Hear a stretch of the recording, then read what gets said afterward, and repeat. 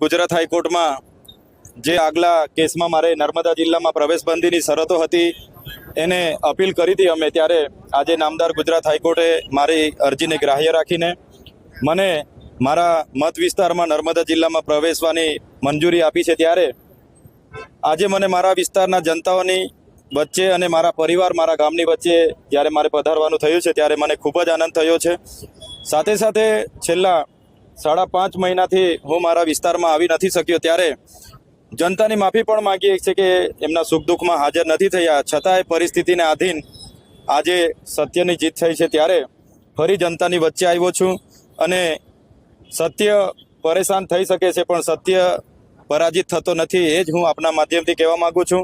આવનાર દિવસોમાં લોકસભાનો ઉમેદવાર પણ છું અને સાથે સાથે જનતાની વચ્ચે આવવાનો મને તક મળી છે, ત્યારે આવો જ સહકાર, આવો જ પ્રેમ, આવા જ આશીર્વાદ તમામ લોકોના મને મળતા રહે અપેક્ષા રાખું છું।